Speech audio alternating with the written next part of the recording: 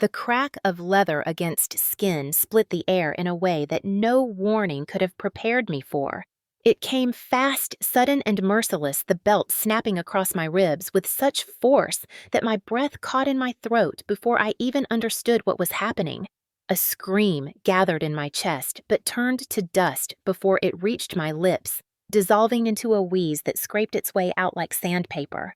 Pain spread across my side, a burning heat that radiated outward until it felt like every nerve in my body was aflame. My knees buckled the carpet, rushing up to meet me, its rough fibers dragging against my palms as I crumpled under the weight of the blow. For a moment, it felt like gravity itself had turned on me, pulling me down into the floor with more force than I could resist. Above me loomed my father, Richard Whitfield, his 50-year-old hands still stained from long hours repairing engines and tractors, but his grip on the leather strap was sure, practiced, deliberate. His jaw tightened, his face expressionless except for the cold glare in his eyes. When his voice came, it landed with the same brutality as the belt. "I raised you," he said, his tone flat but heavy, each word drawn out as if chiseling stone. "Now pay." The sentence cut into me deeper than the sting on my ribs. It was not just a command for money. It was a declaration that every part of me, from the breath in my lungs to the calluses on my hands, belonged to him. I pressed my palms to my side, desperate to hold myself together, but the air refused to fill my chest. My lungs fought like they were trapped under a stone. A cough forced its way up harsh and ragged, leaving my throat raw. I could hear my heartbeat pounding uneven in my ears, louder than any other sound in the room. The living room in our Springfield, Ohio house had always been his kingdom. The sagging plaid couch bore the imprint of his body. The wooden coffee table carried dents from his boots and tools, and the faint smell of motor oil clung to the air, carried in with him after long shifts at the shop. Every detail of the house carried his presence, even when he was not home. Tonight, it felt like the walls leaned inward, amplifying his rage, leaving me no escape. I tried to push myself upright, arms trembling, but the fire across my ribs made me collapse again. The strap hung loosely in his hand, now swaying slightly, waiting to rise again. Memories of childhood blurred into the moment. That belt had always hung on a hook in the hallway, just outside the kitchen. Sometimes coiled neatly, sometimes left like a forgotten tool, but always visible. I had walked past it thousands of times, pretending it was not there. Tonight, it was no longer background. It was the weapon that had stolen my breath. His boots thudded against the floor as he stepped closer, each step shaking through me. His shadow stretched over my body, heavy and suffocating. He leaned forward, and the scent of stale beer and sweat clung to him, filling my nose until I wanted to choke. His voice lowered almost calm, which somehow made it more frightening. "You think you get to keep secrets from me," he muttered. "You think money is yours. Nothing in this house is yours. Everything you have is mine. Every breath you take is mine." My jaw clenched. I wanted to spit words back at him, to tell him that the diner shifts I worked, the tips I counted and hid away in a jar beneath my bed, were not his, that I had earned them for myself. But the sound that escaped my throat was a shallow cough, weak and broken. The air tore at my chest, leaving me more hollow than before. From the kitchen came my mother's voice, casual, detached, as though asking about the weather. "What is going on in there?" she called out. Without looking away from me, Richard replied, "Nothing." His voice was firm, practiced, a word he had used countless times to cover every bruise, every raised voice, every broken plate. Nothing was always his shield. I rolled slightly, my arms trembling as I tried to lift my torso. My ribs screamed with pain, each breath sharp like broken glass shifting inside me. His hand tapped the strap against his palm, slow and steady, a reminder of who controlled the room. I met his eyes, and the silence between us carried a weight heavier than the belt itself. The words he had spoken replayed again and again in my mind. "I raised you. Now pay." It was not discipline. It was not anger that passed quickly. It was a debt he believed I owed simply for being alive. My vision blurred, the room tilted. The beige walls, the outdated floral curtains, the family photos where my brother Kyle always stood front and center, all merged together into a haze. I could hear my own breath rattling shallow and uneven, but inside me something shifted. This moment was different. I was 20 years old, not a child anymore, and the savings I had scraped together with blistered hands and late nights were not his. They were my escape, and if he thought he could take them with violence, then something inside me refused to accept that. My body was weak, but my mind clung to the truth. This was not just another beating to swallow and hide. It was a declaration of war. If you have ever felt the air ripped from your chest by someone who claimed to love you, if you have ever lain on the floor, gasping while the people who should have protected you stayed silent, you know the weight of that moment. And if you know that weight, you know the resolve that grows in its shadow. My chest still ached, my side throbbed with every shallow gulp of air, but clarity broke through. Something had changed. Tonight, he had demanded that I pay, but he would not realize until much later that he had already given me the reason to fight back. If you have ever had the breath knocked out of you like this share where you are watching from, you are not alone. The moment the belt fell silent, the room did not. The silence was filled with the sound of my own ragged breath and the thudding in my ears, a rhythm of panic and pain that seemed to shake the air. I tried to steady myself, pressing one hand into the carpet. The other clutched against my ribs, but the sharp stab that came with each inhale reminded me I was not in control of my body. My father stood above me, chest rising and falling slowly, the belt still dangling from his right hand. He did not need to raise it again. His message was carved into me already.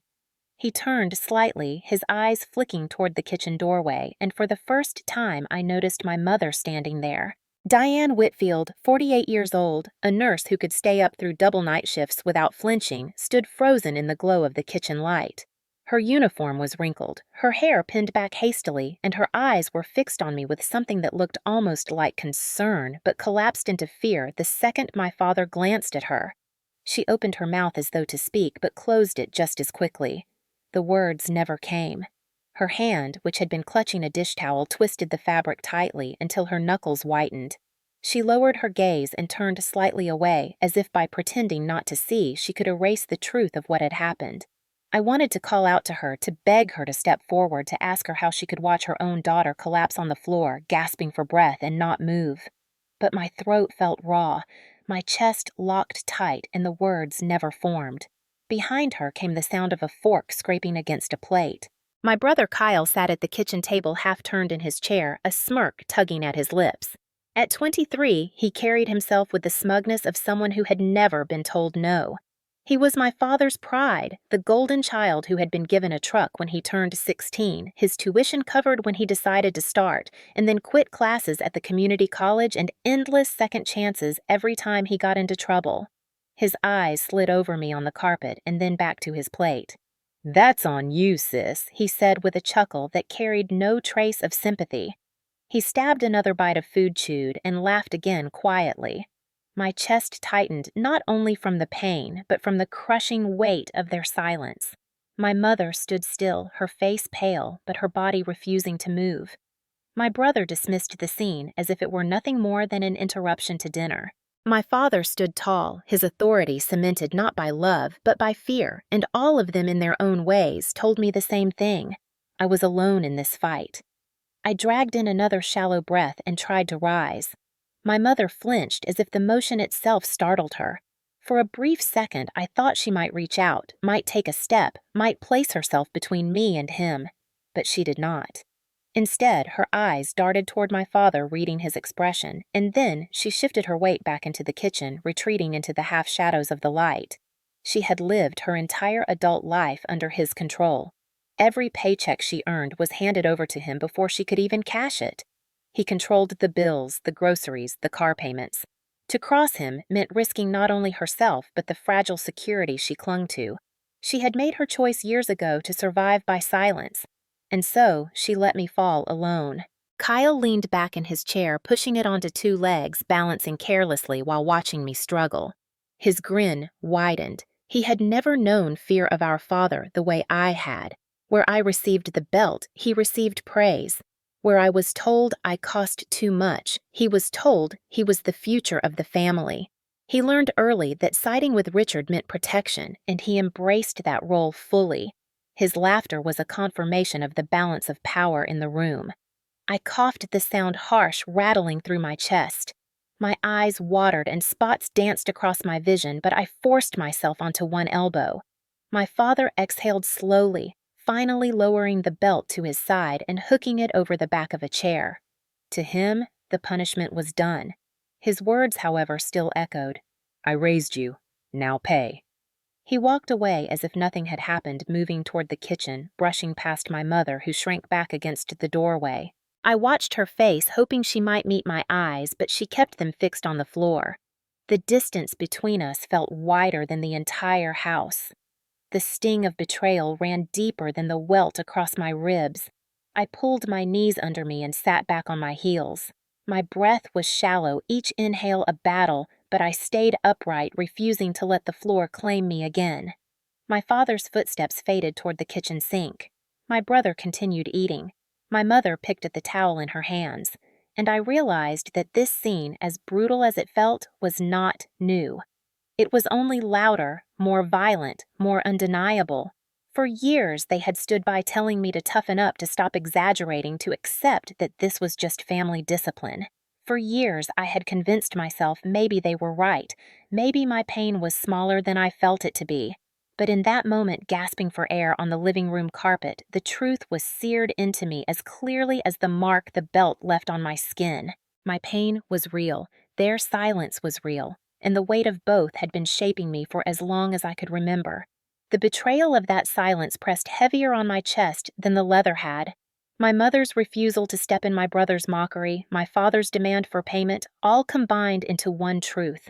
I was not safe in this house, not physically, not emotionally, not in any way. I pressed my palm harder against my ribs, feeling the dull throb underneath, and made a silent vow. This would not be buried. This would not become another memory shoved into the corner of my mind. I would remember every detail. The towel twisted in my mother's hands, the smirk on Kyle's face, the smell of stale beer and sweat that clung to my father as he declared ownership over my life. I would carry these images with me not as scars to hide, but as evidence. Evidence that someday, somehow, would speak louder than their silence.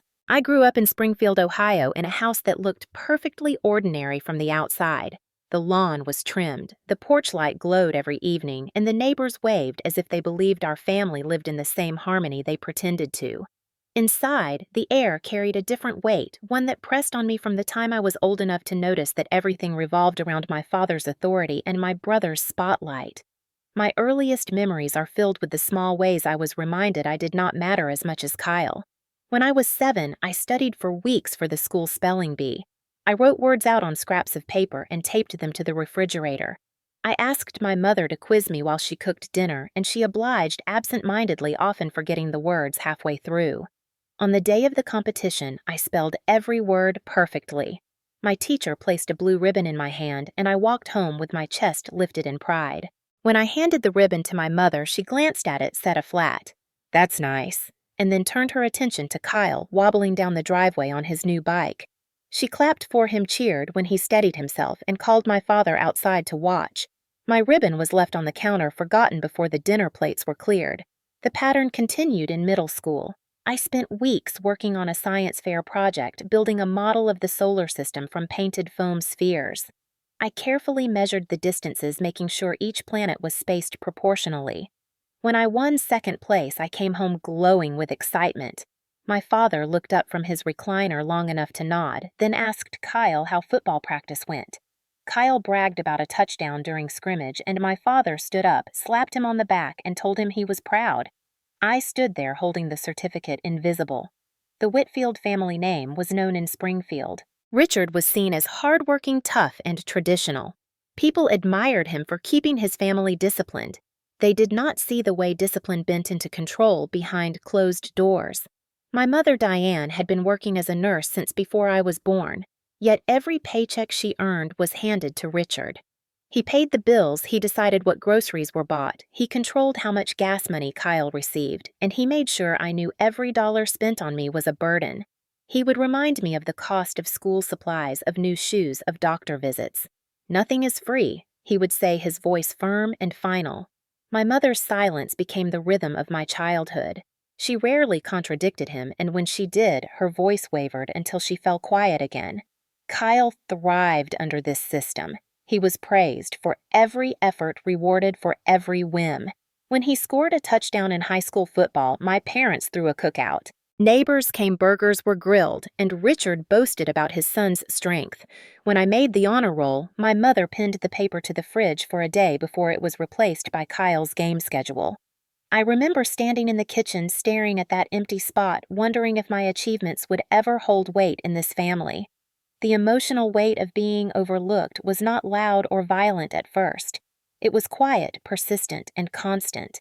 It was in the way my father's eyes lit up for Kyle, but stayed flat for me. It was in the way my mother could switch warmth on and off, reserving the brightest version of herself for her son. It was in the way conversations at dinner circled around his sports, his friends, his plans, while I sat with my head down, pushing food around my plate, waiting for the moment I could slip away unnoticed. As the years passed, the difference between us was no longer subtle. Kyle was allowed freedom. He stayed out late with friends, came home with muddy shoes, skipped chores without consequence. If I was 5 minutes late from the library, my father was waiting with a lecture, and sometimes the belt hanging loose in his hand. If Kyle forgot to mow the lawn, my father said he had probably been busy. If I forgot, I was accused of laziness and selfishness. The imbalance sank into me until it felt like part of the house itself, like the creak of the stairs or the hum of the refrigerator. By high school, Kyle walked through the halls with a crowd of friends trailing him, the golden boy who could do no wrong.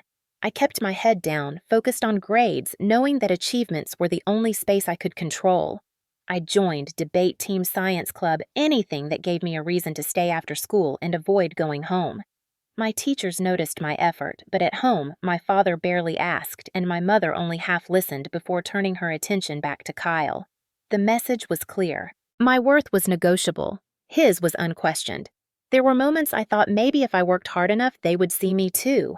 When I was 15, I won a statewide essay competition. I had poured myself into that essay, staying up late, revising every line. The prize was small, a certificate and a mention in the local newspaper, but to me, it was everything. I handed the article to my parents. My father skimmed the first paragraph, grunted, and folded the paper. "Not going to pay the bills," he muttered. My mother set it aside on the counter and asked Kyle if he needed a ride to practice. My essay, my words, my pride disappeared beneath the hum of daily life. The house itself seemed to bend toward Kyle's moods. When he was happy, the air felt lighter. My parents laughed, more meals were easier, even my father's temper seemed softened. When Kyle was angry, the entire house adjusted. Voices dropped, footsteps quieted, my mother fussed over him, my father excused his behavior. I learned to read the weather of his emotions better than the forecast on television. A storm brewing in him meant I should disappear into my room with homework or a book. By the time I turned 17, I knew with certainty that I was not going to find validation within those walls. The belt had been used before, sometimes for backtalk, sometimes for grades that were not perfect, sometimes for reasons that blurred together. Each strike had been justified as discipline, but I knew better. It was control. It was a reminder that I was smaller, weaker, and less important. My mother's silence and Kyle's smirks became the chorus behind those lessons. In Springfield, people saw us as a respectable family living in a tidy home, attending church, working hard. They did not see the cracks inside. They did not hear the words that cut sharper than leather. They did not see the way a young girl swallowed her pride over and over until it lodged in her throat like a stone. Looking back, the years in that house were not just preparation for the violence that would come later. They were the foundation. Every overlooked achievement, every silence, every nod to Kyle and dismissal of me built the structure that made the beating inevitable. It did not happen in a vacuum. It was the natural outcome of years of imbalance, years of a family orbiting around a golden sun and a father's control. By the time I turned 20, I thought I had found my way out, at least a small step toward freedom. But in our house, nothing was truly mine. I had been working double shifts at the diner on East Main Street in Springfield, pouring coffee for tired truckers and frying eggs during the morning rush, scraping plates in the evenings until my wrists ached. Every dollar tipped into my hand felt like a piece of escape. I saved quarters, crumpled bills, every bit of change until it added up. For 2 years, I counted and recounted, hiding the jar beneath my bed, then moving it to a shoebox in my closet, and finally depositing it quietly into a checking account I opened at the credit union downtown. The balance grew slowly until it reached $4,200, enough for a deposit and first month's rent on a small apartment in Columbus near Ohio State University. It was not luxury, but it was independence. I dreamed of a bedroom with a lock that only I had a key for, of buying my own groceries, of sitting in silence without the weight of judgment pressing from the walls. I told no one except Rachel Miller, my best friend since high school, who listened with excitement and promised to help me move when the time came. The problem began the night my father found the bank statement. I had been careless, leaving an envelope from the credit union in my backpack. Richard rifled through it while I was in the kitchen washing dishes. When I came back, he was sitting in his recliner, the paper spread across his lap, his eyes narrowed. "What is this?" he asked, his voice low and dangerous. My stomach dropped. I stammered something about saving for school for rent for a place of my own. He snorted, shook his head, and slapped the paper against his thigh. "A place of your own," he repeated, mocking. "There is no place of your own. Everything you have is mine. That money is family money. I raised you. Now pay." The phrase again. It had been echoing in my head since the belt had struck, and now it was tied directly to the one thing I thought could save me. My mother stood in the doorway holding a laundry basket. She looked at me, then at him, then down at the floor. She said nothing. Kyle came in from the garage, his car keys jingling, and grinned when he heard. $4,000, he said, whistling. "Guess she's finally good for something." My cheeks burned, not from shame, but from fury I was not allowed to show. "It is my money," I said, my voice barely above a whisper, but firm. "I worked for it. It is for school and rent. You cannot take it." My father stood up, his shoulders filling the room, his face flushed red. "Cannot," he repeated, stepping closer. "You think you get to tell me what I can or cannot do in my own house? You think those dollars you made slinging coffee belong to you? Who bought the shoes you wore to work? Who kept the lights on so you could walk into that diner? Who fed you for 20 years? I raised you. That money is mine." My mother shifted uncomfortably, clutching the laundry basket tighter. Kyle smirked and leaned against the wall, enjoying the show. I tried to hold my ground, though my body trembled. "I will not give it to you," I said, stronger this time. His eyes narrowed, and in them I saw the belt again, hanging on its hook, waiting. The room thickened with the threat of violence. He stepped so close I could smell the beer on his breath, could see the grease still lodged beneath his nails. "You will pay," he whispered, almost calm, which made it worse. That week became a war of silence and pressure. My father brought it up every night at dinner. He demanded I bring him the bank card, the account number, the envelope. I refused. My mother made small comments about how expensive rent must be, how unsafe it was for a young woman to live alone in Columbus, how family came first. Kyle teased me endlessly, asking when I was going to hand over my college fund to the man who deserved it. I spent hours at the diner just to avoid going home, counting tips and reminding myself that the money in the account represented freedom, not debt. Yet the pressure mounted. One night my father banged on my bedroom door so hard the frame rattled. "If you do not hand it over, I will take it another way," he shouted. I pressed my back against the door, clutching my pillow, praying he would walk away. He did eventually, but the threat lingered. My mother tried once more to mediate. She sat across from me at the kitchen table when my father and Kyle were out. "You know how he gets," she said softly. "Maybe if you gave him a little, he would calm down." I looked at her in disbelief. "It is not his," I whispered. "It is mine. Why do you not see that?" She sighed, eyes tired, and reached for my hand, but pulled back before touching it. "Keeping the peace is more important than being right," she murmured. I shook my head. For me, peace had never existed in that house. My father's obsession with control had taken everything, and now he was trying to take my future. The financial trigger was not just about dollars, it was about power. It was about his belief that I would never belong to myself, that even my escape plan could be twisted into another way for him to remind me who was in charge. Each demand, each threat, each mocking word from Kyle pushed me closer to a breaking point. I kept the bank card hidden in my shoe. The pin memorized the statement locked in my locker at the diner. I knew the confrontation was coming. It was not a matter of if, but when. And when it came, it would not just be about money. It would be about whether I would ever breathe freely in my own life. Dinner that night began like any other. The smell of meatloaf heavy in the air, the clink of silverware against plates filling the silence that always seemed to hang between us.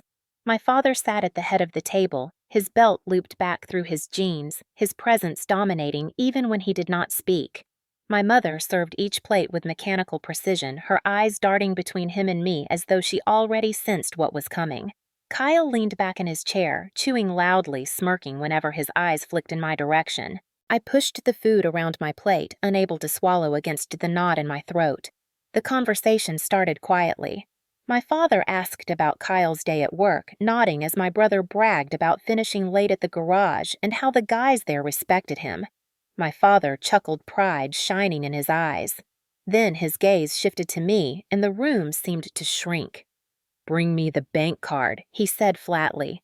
No preamble, no disguise. My fork froze midway to my mouth. "No!" I whispered the single word, trembling out, but firm enough to echo in the silence. His jaw tightened. "No!" His voice rose, carrying the weight of a storm.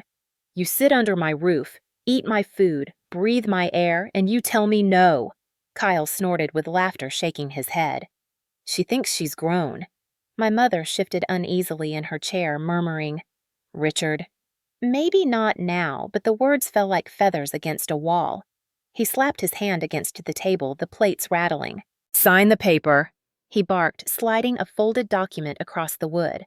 I unfolded it with shaking hands. It was a withdrawal authorization neatly typed ready for my signature. My chest tightened. "I will not," I said louder this time, meeting his eyes. His face turned red. His nostrils flared, and in one sudden motion he pushed back his chair. The scrape of wood against the floor sent a chill through me. "You think you get to keep secrets? Keep money defy me," he growled.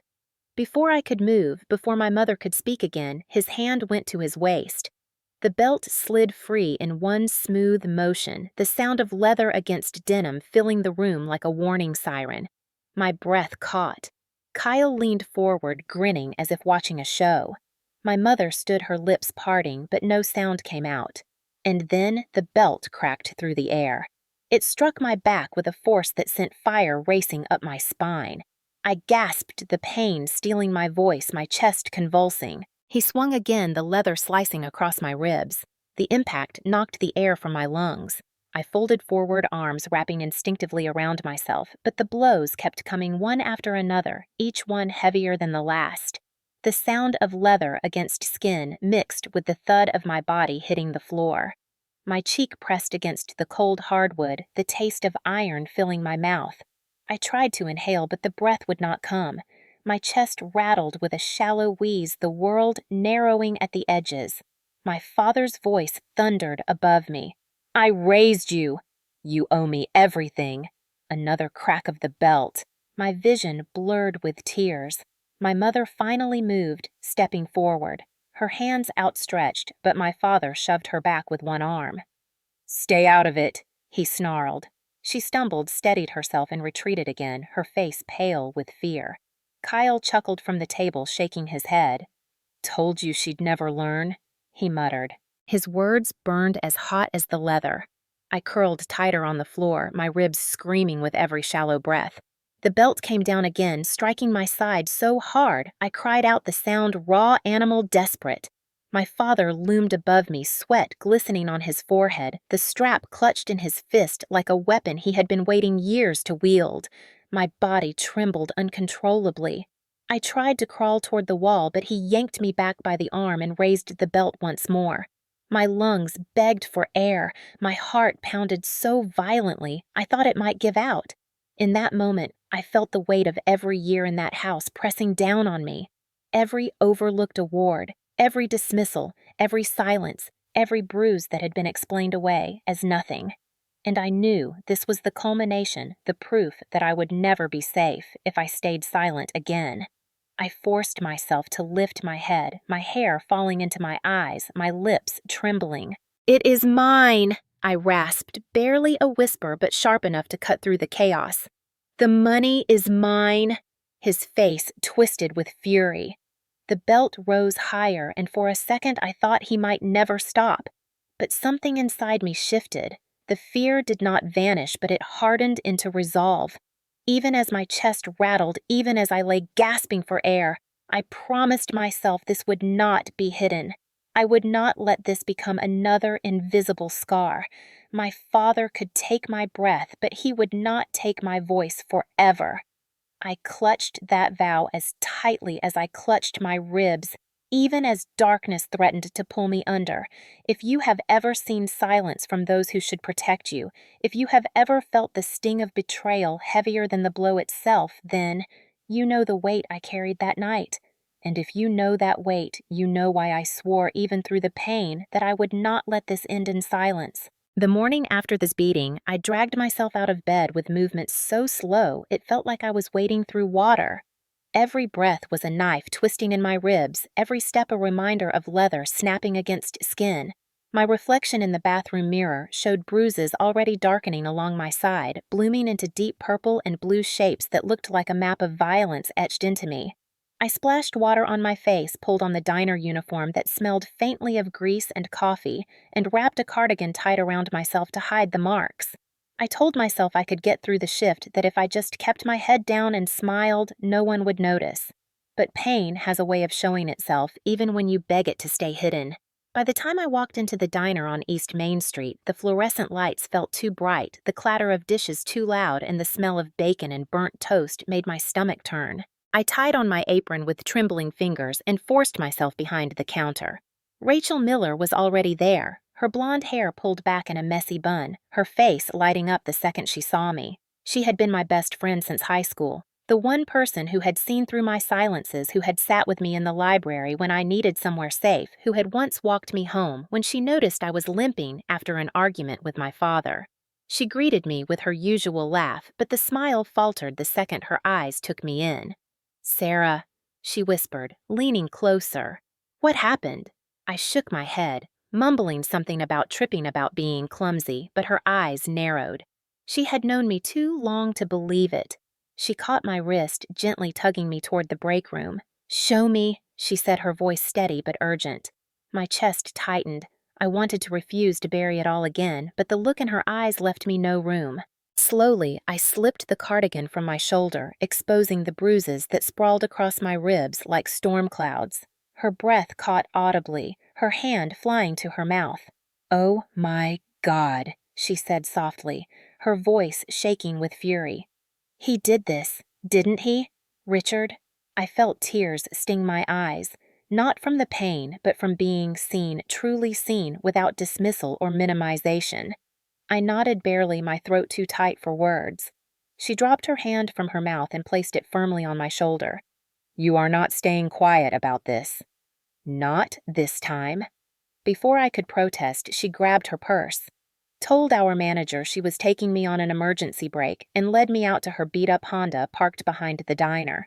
I sank into the passenger seat, wincing as the seatbelt pressed against my side. She drove fast, her jaw set, her hands gripping the wheel tighter than I had ever seen.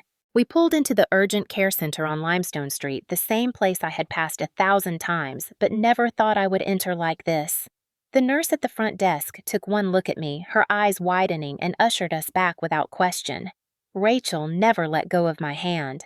The doctor, a man in his 40s with tired eyes but a gentle voice, asked me to lift my shirt so he could examine the bruises. I hesitated, shame flooding me, but Rachel squeezed my hand and nodded. I obeyed. The doctor's face hardened the moment he saw the marks. He pressed gently along my ribs, and I winced, biting back a cry. "We need X-rays," he said, his tone shifting from soft to clinical. Minutes later, I stood against a cold machine, the technician positioning me carefully, my breaths shallow as the machine hummed.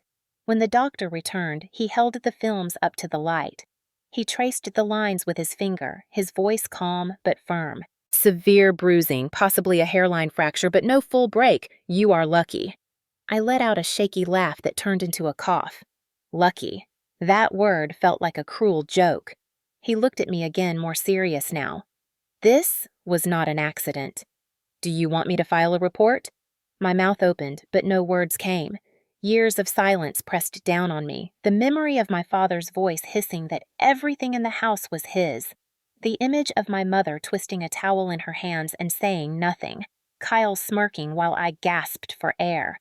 The weight of that silence crushed me, even in the sterile brightness of the urgent care. I started to shake my head, but Rachel cut in. "Yes?" she said firmly, her voice steady. "Document everything. Take photos. Put it in her file." The doctor nodded, respecting her urgency, and made notes in the chart. He gave me a prescription for pain medication, instructions to rest, and a list of follow-up appointments. As we left, Rachel carried the envelope of medical records like it was treasure. When we slid back into her car, she turned to me, her eyes blazing. "This is the first step," she said. "He cannot erase this. You have proof now." I pressed the envelope to my chest, feeling the weight of it, the permanence. For the first time in years, I realized I held something my father could not twist into his own story. Rachel drove me back to my apartment, refusing to leave until I promised to call her if the pain got worse. She filled my fridge with groceries she had bought on the way, ignoring my protests, and wrote her number on a sticky note she slapped onto the kitchen counter. Before leaving, she hugged me gently, careful of my ribs. "You are not alone," she whispered. As the door closed behind her, I stood in my tiny apartment, the envelope still in my hands. My chest ached, but underneath the pain, something new stirred. It was not just relief. It was resolve. I knew the bruises would fade, but the x-rays and the records would not. My father had taken my breath with his belt, but Rachel had given me back something he had never intended me to have. Proof. And that proof was going to change everything. The days after urgent care passed in a blur of aching ribs, shallow breaths, and the constant reminder that every movement hurt, but Rachel's words echoed louder than the pain. "You have proof now." For years, I had carried bruises in silence, swallowing explanations that never felt true, convincing myself that keeping quiet was easier than challenging the weight of my father's authority. But this time was different. This time, there was paper film and signatures that belonged to someone other than me. I sat at my kitchen table, the envelope of records spread out like a shield, my phone buzzing every so often with Rachel's texts reminding me to eat, to rest, to take pictures every day. At first, I hesitated, holding the phone over the bruises, ashamed of the evidence etched into my skin. Then I remembered the way my father had raised the belt, the way my mother had frozen, the way Kyle had smirked. Shame was not mine to carry. I snapped the photo, then another the next day, and another after that. The bruises shifted colors from violent purples to sickly yellows, each stage a visual diary of what he had done. I saved them all in a hidden folder, naming each file with the date, my hands trembling, but steady enough to press save. Rachel came over one night after her shift, a notebook tucked under her arm. She sat across from me and started listing everything I needed. Photos, receipts from urgent care, copies of prescriptions, even the sticky note where she had written her number for me. "Everything is evidence," she said, her eyes fierce. "He is not going to twist this one away." She taught me how to use the voice memo app on my phone, urging me to record any time my father came near when he was drinking, any time he threatened me again. The thought made my stomach knot, but I agreed. If he wanted to keep me under his thumb, I would keep the record of it. The first recording came 2 nights later. He called me, his voice slurred but sharp. He demanded again that I hand over the bank card, calling me ungrateful, selfish, a thief for keeping what was his. I kept my voice low, pretending fear, and pressed record. His words poured out like poison, the same refrain over and over, "I raised you, now pay." When the call ended, my hands shook so badly I almost deleted it. But instead, I saved it with the others. Rachel smiled when I showed her. "That is gold," she said. "You are building your case piece by piece." She was right. Piece by piece, I was stacking bricks of truth, building a wall against his lies. Still, fear clung to me. What if the court dismissed it all? What if my father's word outweighed mine, as it always had in the house? That fear sat heavy on my chest until Rachel handed me the card of a lawyer she had found through a friend. Legal Aid of Ohio. His name was Daniel Foster, and when I called, his voice was calm, professional, and willing to listen. A week later, I sat in his cramped office in downtown Springfield, the smell of old books and coffee filling the air. I told him everything, starting from the money I saved the belt, the urgent care, Rachel's insistence, the photos, the recordings. He never interrupted, only nodded and scribbled notes. When I finished, my throat raw from speaking it all out loud, he leaned back in his chair and looked me directly in the eyes. "Sarah," he said firmly, "this is not discipline. This is domestic violence." The words hung heavy in the room, words I had never dared attach to my father before. Domestic violence.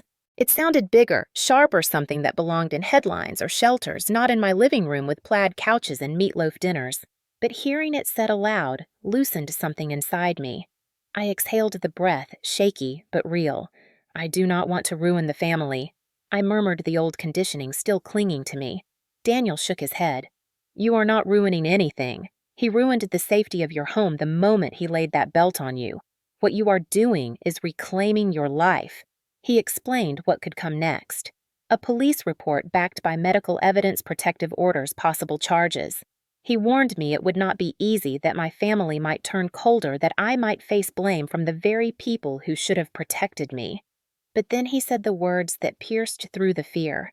"You are not alone in this anymore." I clutched the envelope of records tighter. For the first time in years, I believed him. Walking back to my apartment that evening, the streets of Springfield looked different. The storefronts, the cracked sidewalks, the streetlights buzzing overhead. All of it felt sharper, clearer, like I was finally seeing the world through my own eyes instead of the lens my father forced on me. My ribs still ached, my body still bore the marks, but I carried more than pain now. I carried proof, I carried names, I carried allies, and for the first time, I carried a plan. The morning of the hearing dawned gray and heavy, the kind of Ohio sky that seemed to press down on you, but for once I did not feel small under it. Rachel picked me up in her old Honda, her determination filling the car more than the smell of the stale fast food wrappers crumpled in the back seat. I wore a navy blazer borrowed from her cousin, my hair pulled back, my ribs still tender, but wrapped tight, a hidden reminder of why I was walking into the courthouse in the first place. When we pulled up to the Clark County Courthouse, the building loomed tall and pale, the steps stretching up like an unforgiving climb. My palms sweated as I gripped the manila folder that held the photos, the x-rays, the medical records, and the recordings Daniel had carefully sorted into an order he said would speak louder than anything my father could claim. Inside, the marble walls echoed with the shuffle of shoes and murmurs of other families carrying their own battles. My heart pounded, but Daniel's calm presence steadied me. He met us at the entrance, his suit slightly rumpled, his tie loose, but his eyes sharp with focus. "Remember," he whispered, leaning close, "the truth is your anchor. Do not let go of it." When we entered the courtroom, my father was already there. Richard sat stiffly in his chair, his jaw set, his shoulders squared, wearing the same work jacket he wore to town meetings, as though presenting himself as a hardworking man would erase what he had done. Kyle sat beside him smirking, arms crossed, his body language dripping with the same superiority he had always worn at home. My mother was there too, sitting small between them, her eyes lowered, her hands clasped tightly in her lap. She would not look at me. My chest ached at the sight, but I straightened my spine and followed Daniel to the front. When the bailiff called our case, the room shifted. The judge, a stern woman with sharp glasses, looked down at us with an expression that left no room for games. Daniel began slowly introducing the evidence like he was laying bricks one by one to build a wall no one could climb over. First, the urgent care records. He held up the papers, reading the words out loud: bruising, consistent with blunt force trauma, possible rib fracture. Then, the photos displayed on the screen for the room to see. Gasps rippled quietly through the benches behind us. My father's face flushed red, his jaw clenched tighter. Kyle leaned forward, whispering something I could not hear. My mother stared at her hands. Daniel's voice carried steadily, describing each image, each note, each observation from the medical staff. "These injuries are not consistent with an accident," he told the judge firmly. "They are consistent with intentional violence." My stomach turned at hearing it laid out so plainly, but also relief surged. Someone was saying the truth out loud, and no one could stop him. Then came the recordings. Daniel pressed play, and my father's voice filled the courtroom, low and slurred, but unmistakable. "I raised you, now pay." The words echoed against the high ceiling, stripped of context, stripped of excuses, just raw and undeniable. For the first time, Richard shifted uncomfortably, his eyes darting away. I could feel the weight of the courtroom turning against him. When it was my turn to testify, my legs trembled as I stood, but I kept my eyes fixed on the judge. I told the story in the same way I had lived it, step by step without embellishment, my voice steady though my throat ached. I described the night at the dinner table the paper slid across the wood. My refusal, the sound of the belt sliding from his jeans, the fire of each strike, the way the air had been stolen from me. I described the silence of my mother, the smirk of my brother, the rage of my father. The judge listened, her face unreadable, but her pen moved steadily across her notes. Then came the cross-examination. My father's lawyer tried to twist the story, suggesting maybe I had exaggerated, maybe the bruises had come from a fall, maybe I was lashing out in rebellion against a strict but loving parent. My chest tightened, but Daniel had prepared me. I repeated my words calmly, firmly, without wavering. "He struck me with a belt," I said. "I could not breathe. These injuries came from him, and I have the proof." Each time they tried to corner me, I leaned on the evidence. The photos, the records, the recordings, facts that could not be bent.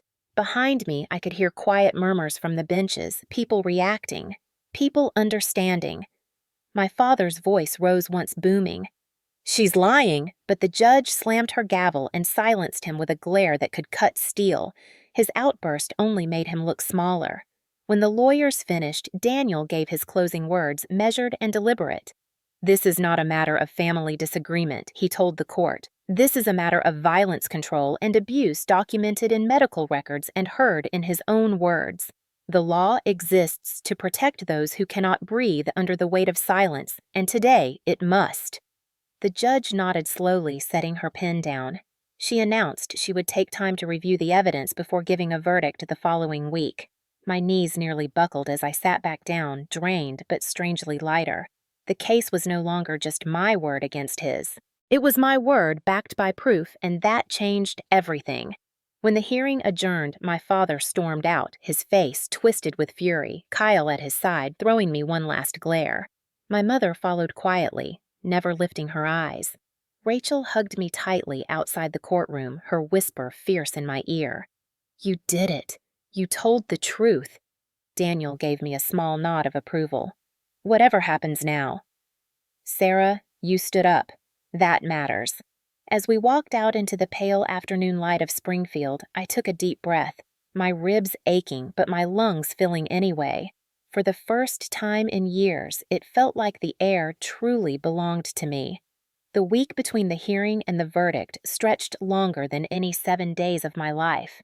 Each morning, I woke with the weight of uncertainty pressing against my chest, heavier even than the bruises that were still fading across my ribs. I tried to distract myself with small tasks, washing dishes, folding laundry, walking slowly down the block when my body allowed it, but every quiet moment filled with the echo of the judge's voice, promising her decision would come soon. Rachel checked in constantly, bringing over coffee and stories from the diner to make me laugh, but even laughter felt fragile, like glass that might shatter at any second. At night, I lay awake staring at the ceiling, replaying every detail of the courtroom. The way Richard's face flushed when the photos appeared, the way Kyle's smirk faltered when the recording played, the way my mother stared at her lap, never meeting my eyes, never speaking a single word. I thought about what it would mean if the judge believed me and what it would mean if she did not. Both possibilities twisted my stomach. When the day finally arrived, I dressed carefully. slipping back into the borrowed navy blazer, pulling my hair into a braid to keep my hands from fidgeting. Rachel drove me again, her hand steady on the wheel, her other resting on the console between us as a silent promise that I was not walking into this alone. The Clark County Courthouse looked the same as before, gray stone and heavy doors, but this time the air felt different. Anticipation hummed through the halls as people waited for their cases, their futures hanging in balance just like mine. Daniel met us inside, his face calm, but his voice carrying the edge of confidence. Whatever the outcome, he said softly, "You stood up against him. That cannot be undone." When we stepped into the courtroom, Richard was already there, shoulders stiff, eyes burning with a mixture of anger and desperation. Kyle leaned back in his chair, arms crossed, the same arrogant smirk plastered across his face, as though none of this could touch him. My mother sat beside them, small and pale, her hands twisted together in her lap. She glanced at me once quickly, then dropped her eyes again. The judge entered, her black robe flowing as she settled into her seat. The room quieted instantly, every breath waiting on her words. She began by summarizing the evidence presented. Her voice was even measured, reciting the medical records, the urgent care doctor's notes, the photographs of bruises, the audio recordings of my father's voice. Each detail spoken aloud felt like another brick laid into the wall of truth. I glanced at Richard and saw his jaw tighten, his hands gripping the table until his knuckles whitened.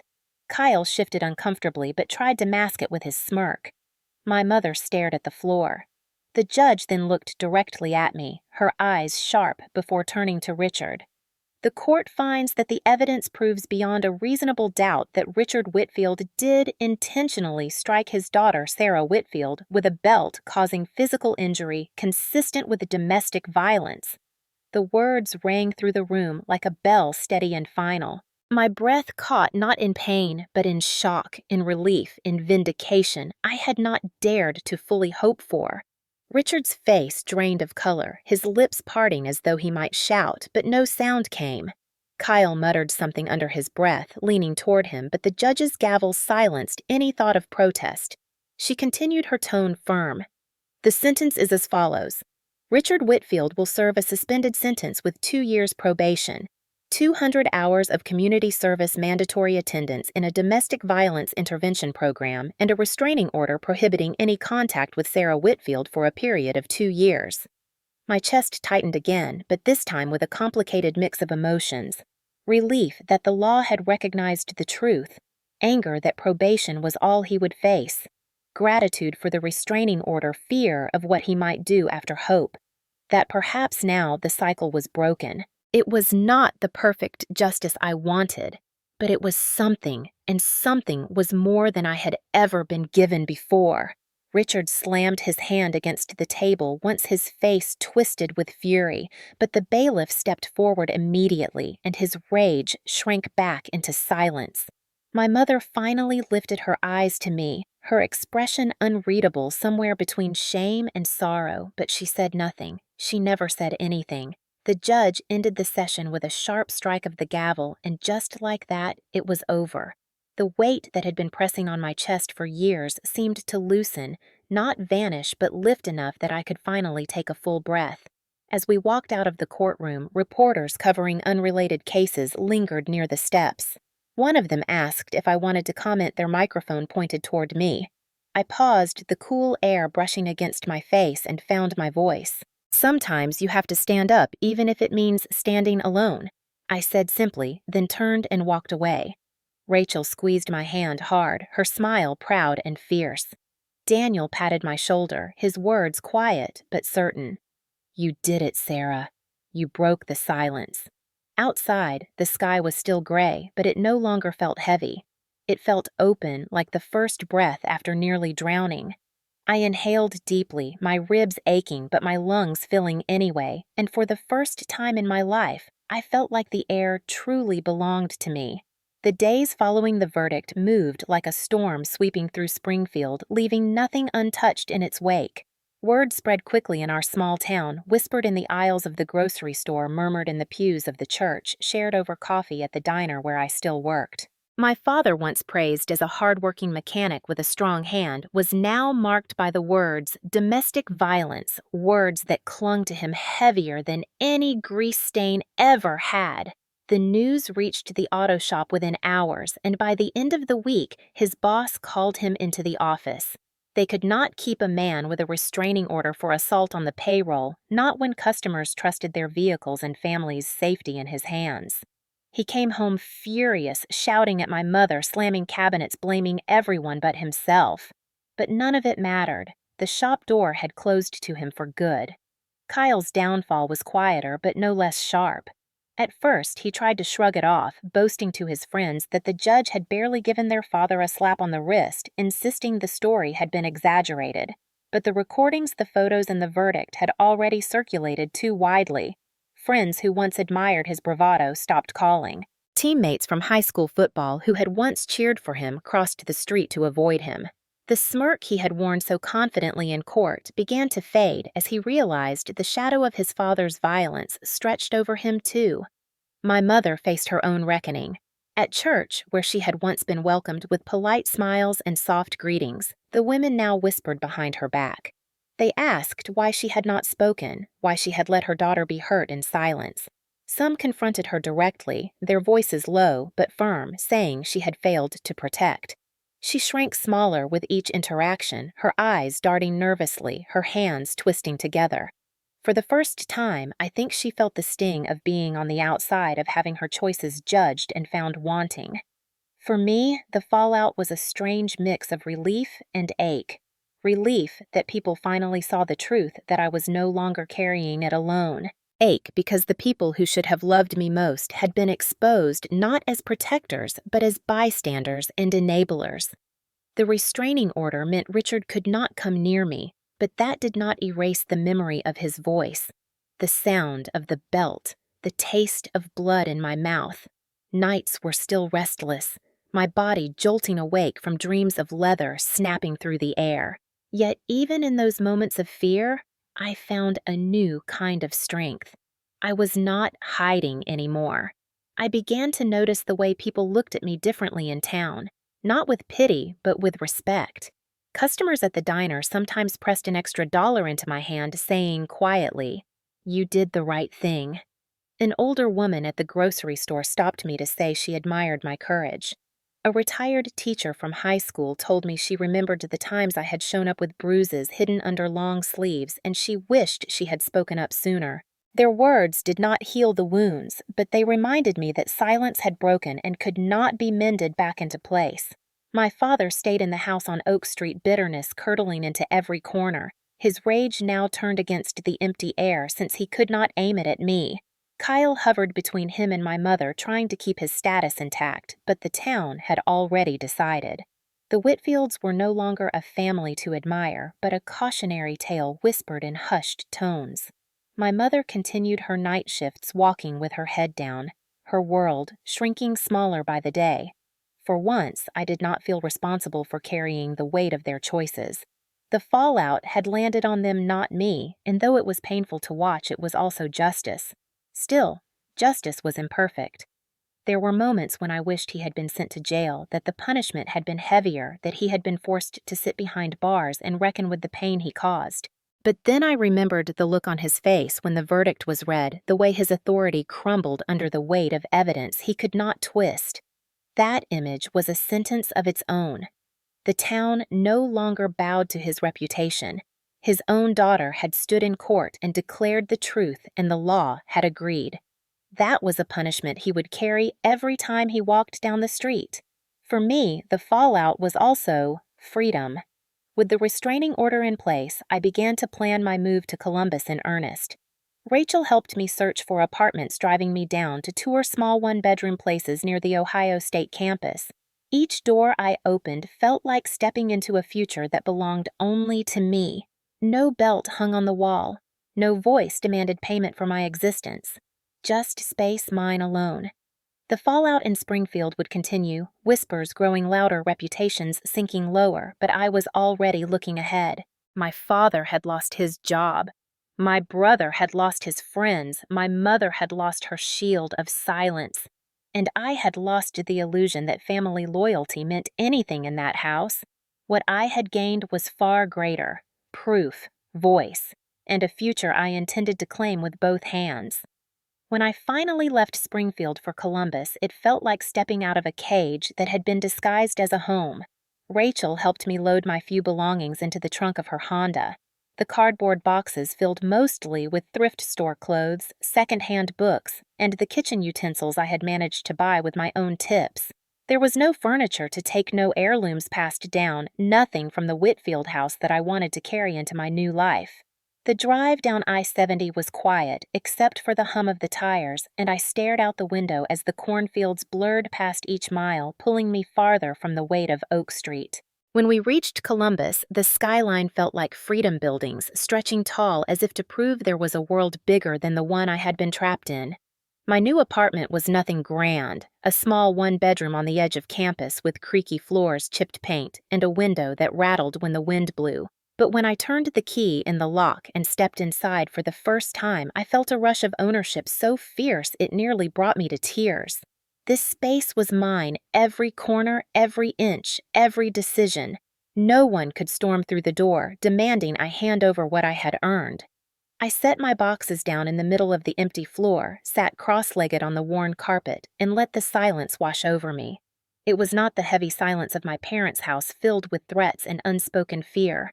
It was light, open a silence that belonged to me. The first night I cooked dinner for myself, nothing fancy, just pasta and jarred sauce, but the act of choosing my own meal, stirring the pot without my father's voice echoing in the background, felt revolutionary.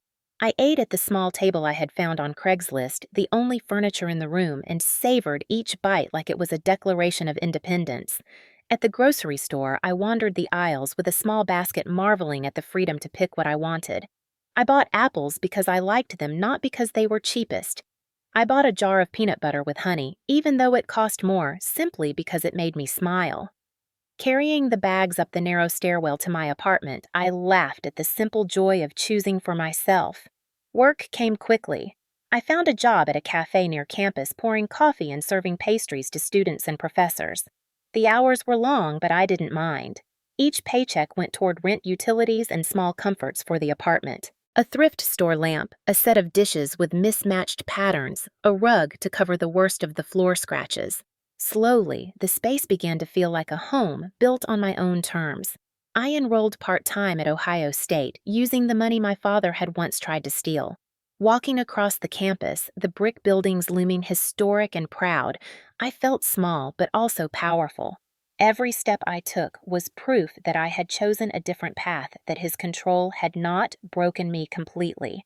Sitting in classrooms with other students my age, I sometimes felt the ache of lost years, the shadow of what I had endured, but more often I felt gratitude. I was here. I had made it. The freedom of Columbus was not only physical, but emotional. I began to laugh more easily, to sleep without flinching at every sound in the hallway, to breathe without fear that the next inhale would be interrupted by leather and rage. I learned the joy of mornings when sunlight streamed through the window and the only thing waiting for me was a shift at the cafe or a stack of homework. I made new friends among coworkers and classmates, people who saw me not as a daughter to be controlled or a sister to be mocked, but as Sarah, just Sarah. For the first time, I began to feel whole. Rachel visited often, her presence a thread connecting me to the past, but also reminding me how far I had come. We sat on my second-hand couch, sipping cheap wine and laughing at the ridiculous customers we served. Sometimes she grew quiet, her eyes tracing the faint marks still fading across my ribs, and she would reach out, gripping my hand. "You're safe now," she would whisper, and I would nod, because for once it was true. Still, healing was not instant. There were nights when the shadows grew long, and I heard the echo of my father's voice demanding payment when dreams carried me back to the dining table, the sound of the belt sliding free. I woke in sweat, my chest tight, but then I would remember where I was. I would look around the room, see the rug I had chosen, the books stacked by the bed, the lock on the door that only I had a key for. Each reminder pulled me back, grounding me in the truth that I had built something separate. Something untouchable. Slowly, the fear lessened. In Columbus, I discovered the sweetness of being ordinary, of living without constant battle. Ordinary mornings, ordinary meals, ordinary walks to class. Yet each ordinary moment felt extraordinary to me, a victory carved from years of survival. The girl who had once gasped for breath on the living room carpet was gone. In her place stood a woman who had chosen her own path, who had crossed the distance from silence to voice, from control to freedom. And though the scars on my ribs might always ache in the cold, the life I was building in Columbus reminded me daily that those scars did not define me. They were proof. Proof that I had endured and proof that I was free. In Columbus, healing became not just a hope, but a practice, something I had to work at each day like tending a fragile plant. The first step was writing. I opened my laptop one evening and began typing everything that had happened, starting with the sound of the belt cracking through the air, tracing every moment of silence and betrayal, recording the details of urgent care, the courthouse, and the verdict. At first, the words spilled out like a flood. I could not stop raw and jagged, but as the pages filled the chaos in my head, began to form a shape I could hold.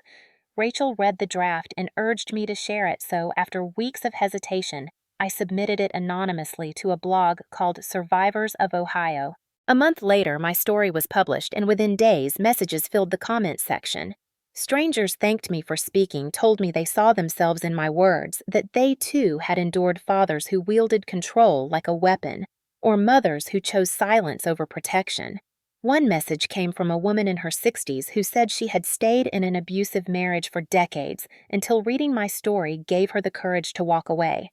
I sat at my kitchen table trembling, not from fear, but from the weight of knowing my pain had become a torch for someone else. Healing also came through community. I joined a support group that met every Thursday evening in the basement of a church near campus. At first, I sat in the circle quietly listening to others share, but soon I found myself speaking too. I described the way my ribs still ached when the weather turned cold, the way I sometimes jolted awake at the sound of footsteps in the hallway, the way my father's words still whispered in the back of my mind. The other women nodded their eyes, filled with understanding that did not need explanation. One evening, after I shared, a woman in her 60s stood and wrapped her arms around me. "You are safe here," she said, her voice steady, and for the first time I believed it. Life in Columbus grew fuller. At the cafe, I was promoted to shift leader, the extra pay, allowing me to buy a small desk for my apartment and replace the sagging couch with one that didn't carry the weight of old memories. At Ohio State, my professors encouraged me, and I began to think seriously about pursuing social work, a career built on helping others find the voice I had nearly lost. Each achievement felt like a stone laid into the foundation of a new life. Yet healing was not a straight line. There were days when grief came suddenly, when a stranger's raised voice in the grocery store made my heart race, when the sight of a leather belt hanging in a shop window sent me spiraling back. On those days, I leaned on the people who had stood by me. Rachel with her laughter and stubborn loyalty. Daniel, who checked in once after the verdict to remind me that his office was always open. The women in the support group who reminded me every Thursday that survival was not weakness, but strength. The scars on my ribs slowly faded, leaving faint lines that only I could feel. But even as the physical pain eased, I kept the X-rays and medical records stored in a folder, not because I needed the reminder, but because they symbolized something greater. They were proof that my reality had been acknowledged, stamped into the public record where no amount of denial could erase it. They had once been my armor in court, and now they were a reminder that I had fought back and won. 1 year after the verdict, I returned to the courthouse not for a case, but to stand outside in the spring air. The building that had once filled me with fear now felt like a monument to resilience. I stood on the steps, inhaled deeply without pain in my ribs, and let the memory settle not as a wound, but as proof. Proof that I had walked into that building carrying evidence and walked out carrying freedom. When I left Springfield, I thought the distance from my family would feel like a gaping wound, but over time it became a protective wall. One I built brick by brick through boundaries and choices. My father's anger, my mother's silence, my brother's smirk no longer dictated the rhythm of my days. Instead, My life was filled with quiet evenings, reading by the lamp, Sunday dinners with new friends, laughter in the cafe during slow afternoons, and the slow, steady growth of the flowers I planted on my balcony. They reached toward the sun, just as I was learning to do. Healing also meant learning that revenge was not my goal. There was a time when I wanted my father in jail. My mother humiliated my brother, stripped of everything. But as months passed, I realized what I wanted most was peace. And peace was something I could build without waiting for them to crumble. By choosing to speak, by choosing to step into court, by choosing to start over in Columbus, I had already won the only battle that mattered. One evening, Rachel and I sat on my balcony watching the sunset. The sky streaked orange and pink. She turned to me and asked if it had all been worth it, the fear, the pain, the courtroom, the fallout. I thought of the hospital lights, the judge's voice, the messages from strangers who said my story had given them strength. I thought of the way my chest now filled with air freely, the way my laughter echoed in an apartment that was entirely mine. Yes, I said quietly. It was worth it. The words felt final, like the closing of a chapter. They tried to take my breath, I thought, but I took back my voice. And that voice was stronger than anything they had tried to silence. If you believe no one should stay silent, type justice in the comments.